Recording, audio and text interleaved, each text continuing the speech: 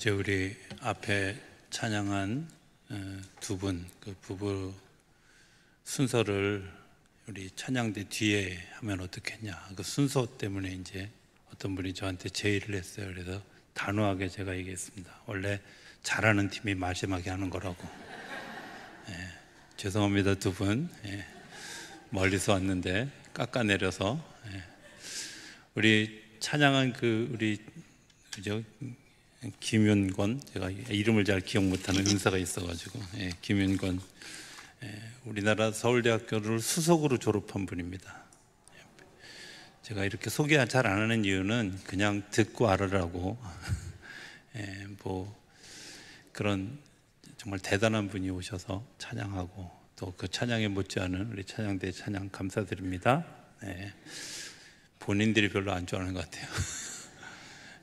이따가 프로필은 사실은 제가 보니까 인터넷에 떠 있는 거 다 이렇게 올려놓은 것 같아서 제가 굳이 다 읽지 않았습니다. 정말 대단한 분들이다 이런 생각이 들고, 우리 장로님 부부가 또 좋은 딸을 그리고 좋은 사위를 위해서 기도 많이 했다 이런 생각이 들어서 너무 감사드립니다. 이런 일들이 한국 사회를 발전해 가는 일에 굉장히 큰 도움을 주는 귀한 일이라고 생각이 되어지고, 여러분들 응원하고 기도해 주시기를 부탁을 드립니다. 할렐루야. 하나님 살아계십니다. 살아계신 하나님의 은혜와 평강과 축복이 저와 여러분들 그리고 영상으로 예배하는 분들에게 함께하게 되기를 주의 이름으로 축복합니다. 에스겔서는 크게 세 부류로 나눠 있습니다. 1장부터 24장까지가 심판에 관한 이야기입니다. 그리고 25장부터 32장까지가 주변 나라들에 대한 이야기, 주변 나라들의 심판에 관한 이야기, 그리고 33장부터 48장까지가 이제 하나님의 은혜로 인하여서 어떻게 축복된 길로, 너희를 회복하는 길로 나가게 할 것인가 하는 큰 테마 세 가지로 되어져 있습니다. 하나님이 심판하시겠다라고 하는 의미는 내가 돌아오라 하는 의미로, 내가 다시 회개하라, 내가 다시 나에게로 돌아오라 하는 의미입니다. 그런데 제가 이해가 안 가는 것은 25장부터 32장까지에 있는 주변 나라들에 대한 경고, 예언입니다. 아니, 에스겔에게 왜 그런 얘기를 시키셨을까 하는 거예요. 주변 나라가 그렇게 중요한가?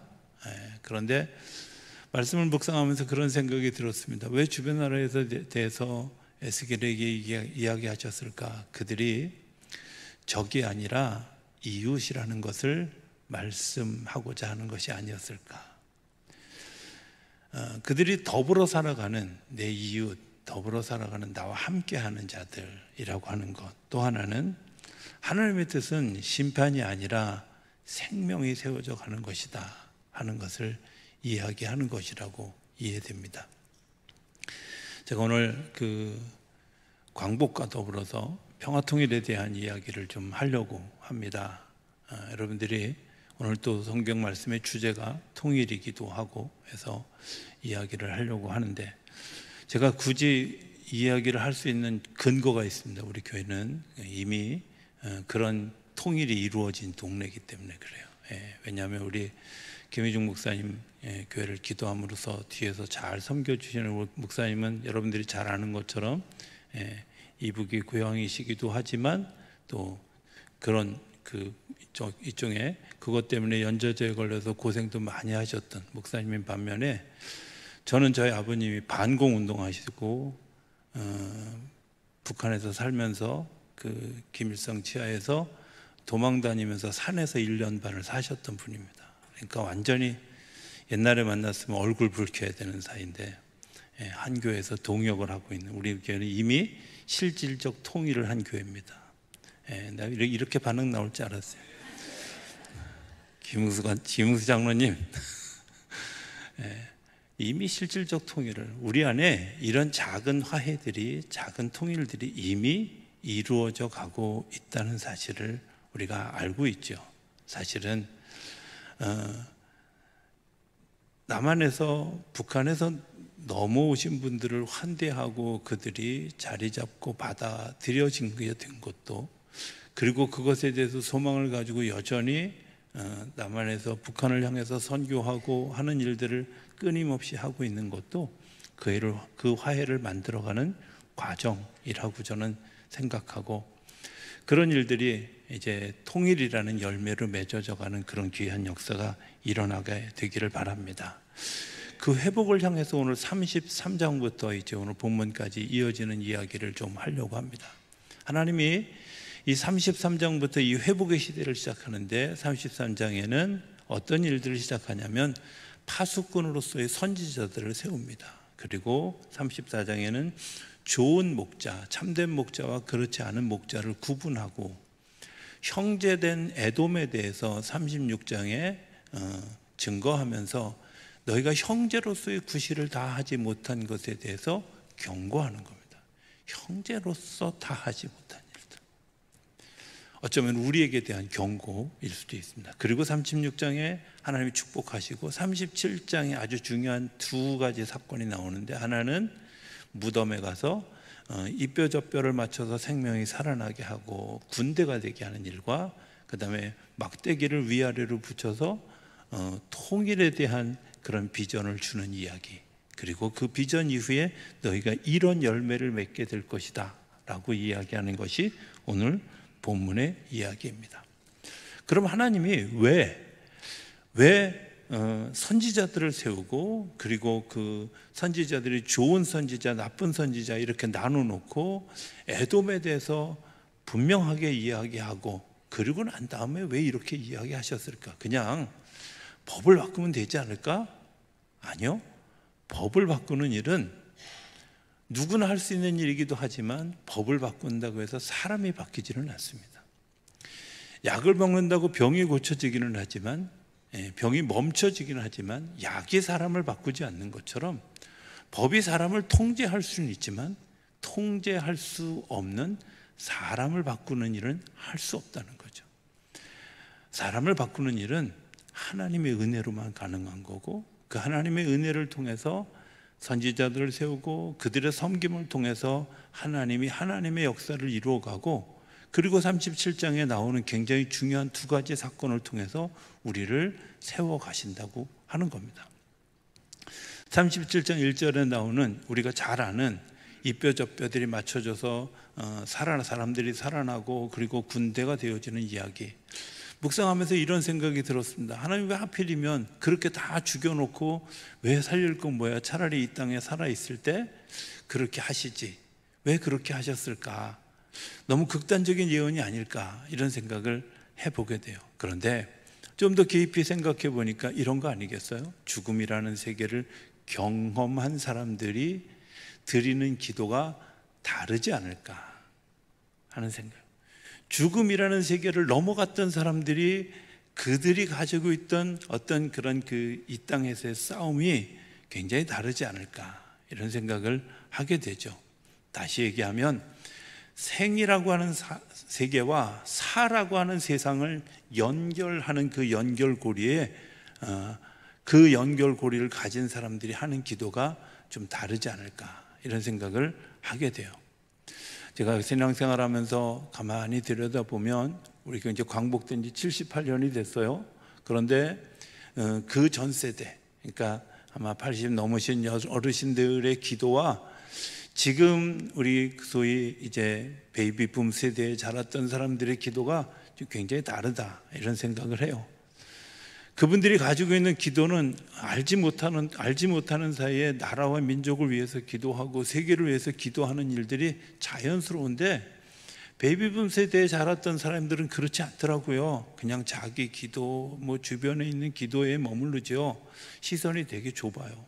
그런데 기도는 작은 것에서부터 시작해서 점점 커지는 것이기도 하지만, 하나님이 우리에게 보여주시는 것들을 우리가 같이 기도하게 되어지면서 하늘나라의 일들, 하나님이 보는 시선을 가지고 기도하게 되어지는 거죠. 소위 자기가 죽음을 체험했던 사람들, 그러니까 식물인간처럼 잠시 이렇게 활동이 멈춰졌다가 다시 깨어난 사람들의 대부분의 이야기 가운데 이런 이야기가 있습니다. 내가 나를 보고 있더라고. 그러니까 내 육신의 모습, 그리고 뭔가 하늘에 떠서 나를 보고 있었는데 그 나를 보고 있을 때 자기가 느꼈던 이야기들을 하는, 우리 중배원에 같이 목회하는 우리 선배 목사님 한 분이 계신데, 이분이 뭐 대단한 어떤 역할을, 그리고 정말 목사인데도 불구하고 워낙 뭐 말을 잘하셔서 사회활동도 잘하고 또 지식도 뛰어나서 강연도 많이 다니면서 당신의 표현으로는 돈을 정말 극듯이 벌었다. 그러다 어느 날 하나님이 당신을 이렇게 부르셔서 하나님이 보게 하는 세상을 보게 하셨다는 거예요. 그런데 그분이 이렇게 표현해요. 내가 나를 보니까 별게 없더라고. 그렇게 많은 돈 필요하지 않더라고. 권력, 별반, 명예, 대단한 명예잖아요. 뭐 어디서나 부르는 굉장히 비싼 강사인데도 불구하고 그거 그렇게 의미 없더라고. 그분의 말이 거짓말이 아닌 게 뭐냐면, 그렇게 깨어나고 다시 하나님께서 기회를 주셨을 때 작은 교회 섬기는 일부터 다시 시작하는, 한 사람 한 사람의 영혼을 살리는 일에 정말 전력을 다하는 모습을 보게 되죠. 하나님이 우리에게 주시는 은혜는 내가 하늘을 쳐다보고 하는 기도가 아니라 하나님께서 우리에게 보여주시는 기도를 할 때 우리의 영역이 넓어지고 우리의 상황이 넓어지게 하는 거죠. 죽음을 넘어갔던 사람들이 다시 살아나게 되어졌을 때 그 군대가 어떤 군대일까요? 죽음을 불사하는 군대가 되다 보니까 세상의 어느 군대와도 비교할 수 없는 대단한, 저는 기도는 그렇게 하는 거라고 생각합니다. 기도는 우리의 기도가 점점 더 확장되어지고 넓어지고 깊어져야 되는데, 그 깊어지는 기도 속에는 적어도 죽음을 넘어 하늘의 시점에서 우리를 바라본 기도, 이런 기도의 단계에 이르러가는 그런 일들이 일어나야 된다고 생각이 되어집니다. 그런데 이 기도도 시작은 부르짖고 울부짖는 데서부터 시작한다는 거죠. 정말 눈물을 흘리면서 자기의 아픔을 하소연하는 이 비탄에서부터 시작한다는 사실을 기억. 저는 통일을 해야 되는 가장 커다란 이유, 이런 거라고 생각합니다. 북한 땅에서 지금도 자기들의 아픔을 가지고 부르짖는 소리를 하나님이 들으시기 때문에, 그들의 부르짖는 소리가 아직도 있기 때문에, 하나님이 관심하는 두 가지가 있는데, 하나는 찬송하는 소리와 하나는 울부짖으며 기도하는 소리죠. 하나님이 그 기도를 들으시면서 우리에게 같이 기도하지 않을래? 라고 우리에게 요청한다면 우리가 당연히 주님의 마음을 받아들여 같이 기도해야 될 일이죠. 안타까운 생각은 이런 겁니다. 사실은 우리 어른 세대들, 우리 목사님 세대, 원로 목사님 세대는 거기에 형제들이 있어요. 부모들이 있어요. 친구들이 있어요. 그래서 절박했습니다. 그런데 시간이 너무 지나고 나니까 지금은 그런 절박함이 없어요. 몇 년 전에 조사한 통계에 의하면 우리나라가 통일을 원하고 바라는 일들이 50%가 넘지 않아요. 해도 되고 안 해도 되고 뭐 이런 상황이 되어졌어요. 그럴까요? 아니요.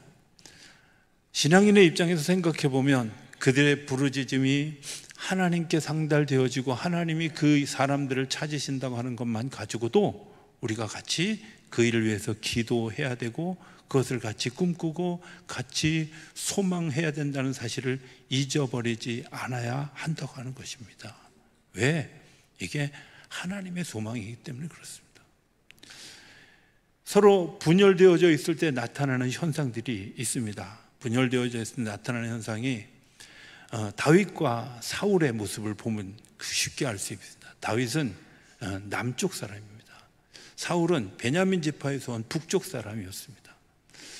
어쩌면 성경에는 정확하게 나타나지 않았지만 사울이 다윗을 그렇게 탐탁하지 않게 여겼던 부분에는 그런 서로의 갈등이 있었습니다. 추측이 난무했고요, 카더라 방송이 난무했고요, 그리고 그것을 내 마음에 아픔으로 새기고 다윗을 공격하는 일에 오랜 세월을 쫓아다녔습니다.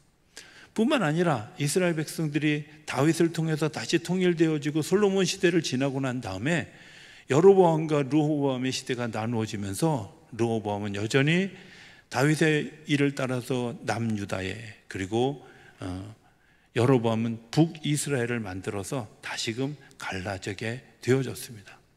하나님이 계속해서 그 사실에 대해서 안타깝게 이야기합니다. 그리고 10개 지파가 속해 있는 북이스라엘에 대해서 하나님 계속해서 너희가 같이 하여야 한다는 사실을 이야기하는데도 불구하고 바벨론 포로가 지날 때까지도 그들은 여전히 분열된 세상에 살고 있었습니다. 하나님이 이 죽은 사람들을 다시 살리시는 이유가 뭘까? 바로 그 뒤에 나오는 이야기가 통일에 관한 이야기인데, 막대기 2개를 가져다가 위아래로 연결하라고, 이렇게 통일되어야 된다고 하는 사실을 이야기하는 거죠. 막대기 2개 붙여놓으면 통일이 될까요? 아니요. 우리는 단지 신용만 할 뿐입니다. 그냥 하나님의 인도하심에 따라서 내가 반응하고 순종할 뿐입니다. 그러나 그 일을 연합하게 하시는 것은 하나님이 하시는 거죠. 하나님이 왜 그 일을 하게 하시느냐? 오늘 본문에 보면 그 일을 이렇게 표현합니다. 24절, 내 종 다윗이 그들의 왕이 되리니. 통일된 나라가 되어졌을 때 이미 죽고 하나님의 나라에 있는 다윗을 에스겔이 소환합니다. 그리고 그 사람이 통일된 이스라엘의 왕이 될 것이다. 그리고 그들 모두에게 한 목자가 있을 것이다. 하나님이 그 일들을 준비해 주신다는 거죠. 내가 하는 게 아니라, 우리 중에 누군가가 아니라 하나님이 그 일들을 준비해 주십니다.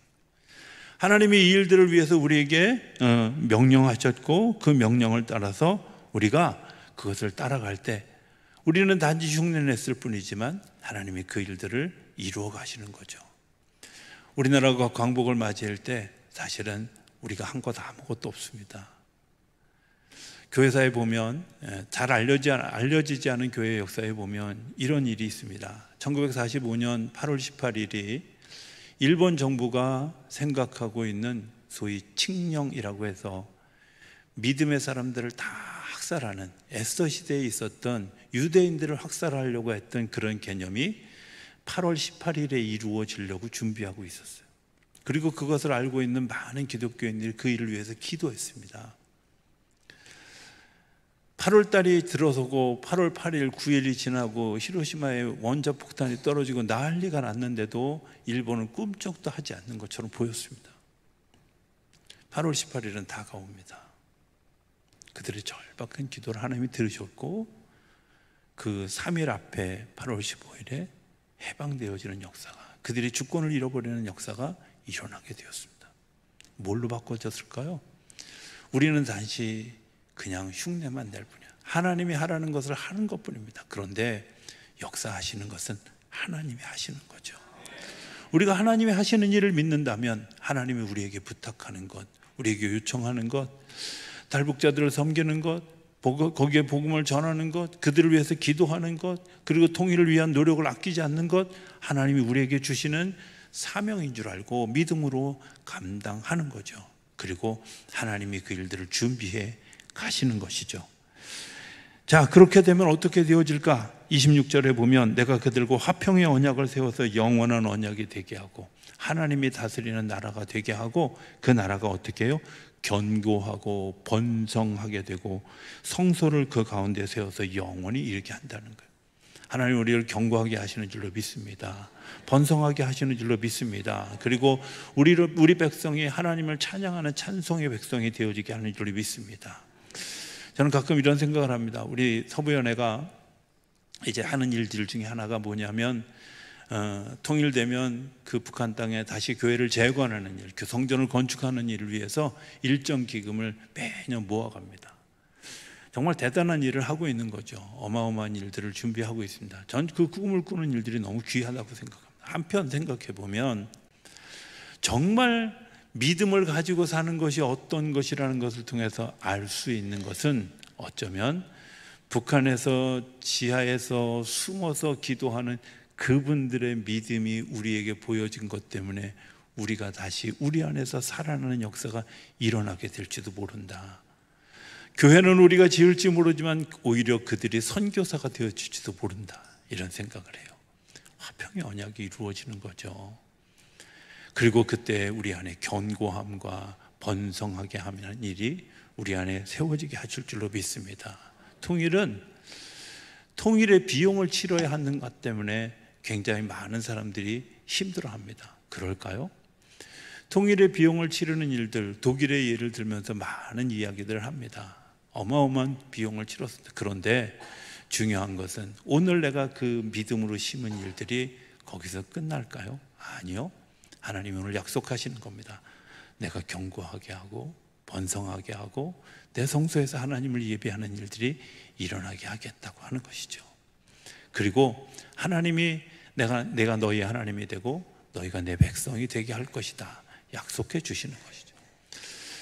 광복 78주년을 맞이하면서 평화토일 기념주일을 지나는 제 마음속에 이 한 주간 계속해서 들었던 마음은 통일을 위한 기도를 다시 시작해야 되지 않을까, 이어가야 되지 않을까. 코로나 전에 늘 백두산에 올라가서 우리 통일 기도회를 8월 15일에 했었습니다. 남성교회가 주관이 되어지고 그 많은 목사님들이 같이 가서 기도하는 일들이 일어나. 그 일들이 어려워졌고 올해에는 이제 각 연회마다 각 산에서, 우리 중부연회는 만리산에서 8월 15일 날 이제 기도회를 합니다. 왜 할까?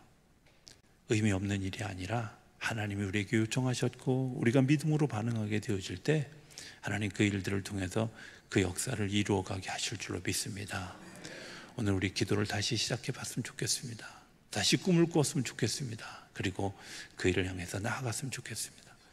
마지막으로 이야기만 하나 하고 설교를 마치기 원합니다. 오늘 하필이면 독일 얘기를 그렇게 많이 하게 되는데, 어떤 분이 독일을 여행하게 되었습니다. 그리고 시골을 여행하다가 예배를 드리는 날이 되어져서 저녁 때 예배를 드리러 작은 교회를 방문하게 되었습니다. 그런데 가는 길에도 교회에도 불이 켜져 있지 않은 거예요. 이상하다 생각하고 있는데 관리하는 분이 나오셔서 조금만 기다리시면 성도님들이 오고 예배를 드리게 될 것입니다. 그래서 좀만 기다려 주십시오 하고 작은 방으로 안내되어서 갔습니다. 시간이 다가오니까 여기서 저기서 불빛이 보이기 시작했습니다. 무슨 불빛일까? 이런 생각을 하고 지켜보고 있는데 그가 사람들이 모였다는 이야기를 듣고 예배당에 가게 되었습니다. 예배당 안에는 사람들이 들고 온 등불 때문에 환해져 있었습니다. 그리고 다시 보니까 그 좌석 앞에 사람들의 이름이 있는 거예요. 뭐 베이커, 슈마허 이런 이름들이 다 있는 거죠. 그런데 목사님이 이렇게 얘기합니다. 수잔이라고 하는 자리가 비어 있었습니다. 우리 수잔 할머니가 오늘 몸이 안 좋으셔서 이곳에 나오지 못했습니다. 그런데 그 여행객의 마음속에 이런 마음이 와 닿은 거죠. 아, 그렇구나. 빛을 바라는 사람들에 의해서 이 예배당이 비춰지고 환하게 되어지고 소망을 이야기하는데 누구 한 사람 때문에 그 빛이 약하여질 수 있구나. 이게 나 혼자만의 일이 아니라 나와 더불어 살아가는 내 이웃의 일이고 그 모든 일들이 합해졌을 때 비로소 하나님의 역사가 빛으로 드러나게 되어지는구나 하는 것을 깨닫게 되었다는 겁니다. 그렇죠.